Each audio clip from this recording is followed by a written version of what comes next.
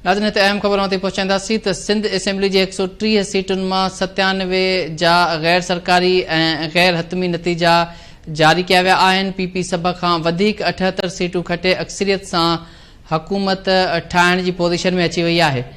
MQM 7 ऐं 9 आज़ाद उम्मीदवार सीटुनि ते कामयाबी माणे वरिती आहे। ही गैर हतमी ऐं गैर सरकारी नतीजा आहिनि। GDA 2 ऐं जमात इस्लामी 1 सीट ते कामयाबी माणी आहे।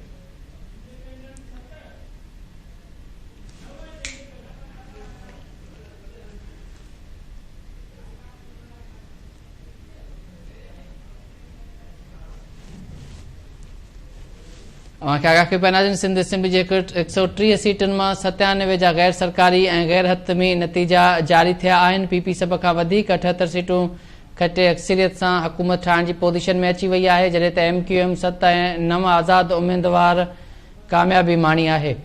हे गैर हतमी ऐं गैर सरकारी नतीजा आहिनि जेके असीं ते पहुचायूं पिया। GDA 2 ऐं जमात इस्लामी 1 सीट ते कामयाबी माणे वरिती आहे। सिंध असेंबली जे 130 सीटुनि मां 97 जा गैर सरकारी ऐं गैर हतमी नतीजा जारी थिया आहिनि। पीपी सभ खां वधीक 78 सीटूं खटे अक्सरियत सां हुकूमत ठाहिण जी पोज़ीशन में अची वई आहे, जॾहिं त MQM 7 ऐं 9 आज़ाद उम्मीदवारनि कामयाबी माणे वरिती आहे। ही गैर हतमी ऐं गैर सरकारी नतीजा आहिनि जेके असीं ते पहुचायूं पिया। GDA 2 ऐं जमात इस्लामी 1 सीट ते कामयाबी माणी आहे।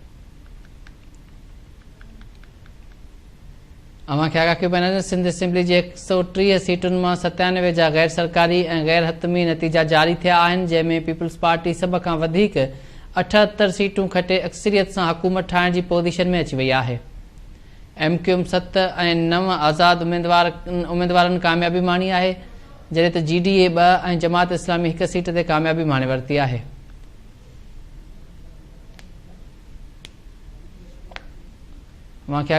सिंध असेंबली जे 130 सीटुनि मां 97 जा गैर सरकारी ऐं गैर हतमी नतीजा जारी थिया आहिनि, जंहिंमें पीपल्स पार्टी सभ खां वधीक 78 सीटूं खटे अक्सरियत सां हुकूमत ठाहिण जी पोज़ीशन में अची वई आहे, जॾहिं त MQM 7 ऐं 9 आज़ाद उम्मीदवार बि कामयाब थिया आहिनि। GDA 2 ऐं जमात इस्लामी 1 सीट ते कामयाबी माणी आहे। ही नाज़रीन गैर हतमी ऐं गैर सरकारी नतीजा आहिनि जेके असीं ते पहुचायूं पिया।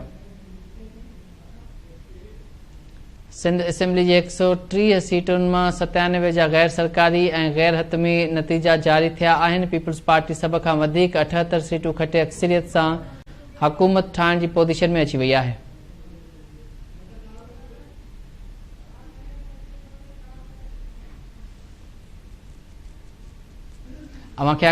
सिंध असेंबली जे 130 सीटुनि मां 97 जा गैर सरकारी ऐं गैर हतमी नतीजा जारी थिया आहिनि, जंहिंमें पीपल्स पार्टी सभ खां वधीक 78 सीटूं खटे अक्सरियत सां हुकूमत ठाहिण जी पोज़ीशन में अची वई आहे, जॾहिं त MQM 7 ऐं 9 आज़ाद उम्मीदवारनि बि कामयाबी माणी आहे।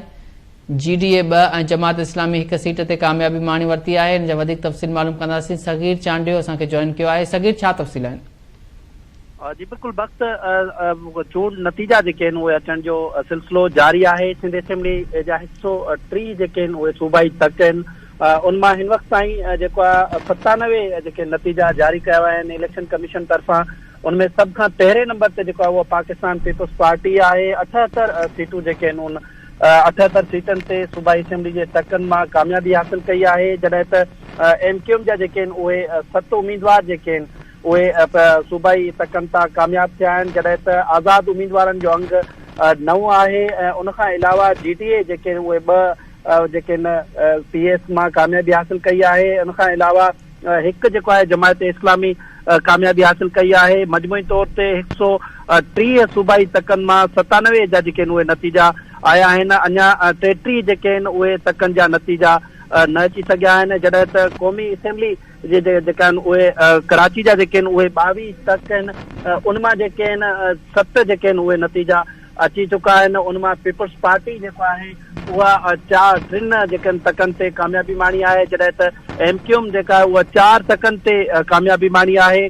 कराची में मजमूई तौर ते 22 क़ौमी असेंबली जा तक आहिनि। उन मां टोटल जेके आहिनि उहे 7 तकनि जा जेके आहिनि उहे नतीजा अची चुका आहिनि। मजमूई तौर ते जेके आहिनि MQM भी जेका है वो कामयाबी हासिल करे रही है। उन सिलसिले में जो है NA 240 ते जो है गैर हतमी गैर सरकारी जो सरकारी नतीजो जेको साम्हूं आयो आहे उनमें MQM जो अरशद वहरा जेको आहे उहो 30,573 वोटनि में जेका उहा कामयाबी माणी आहे, जॾहिं त आज़ाद उम्मीदवार रमज़ान गांची जेको आहे उहो 27,318 जेको आहे उहो वोट खणी जेका शिकस्त उन माणी आहे, जॾहिं त कोरंगी जे NA 233 ते MQM जावेद हनीफ़ जेको आहे उहो कामयाब थियो आहे। जावेद हनीफ़ 1,03,967 वोट खणी जेको आहे उहो कामयाब थियो आहे। इन खां अलावा NA 236 ते जेको आहे ओभर ते MQM जो हसान साबिर जेको आहे उहो कामयाब थी वियो आहे।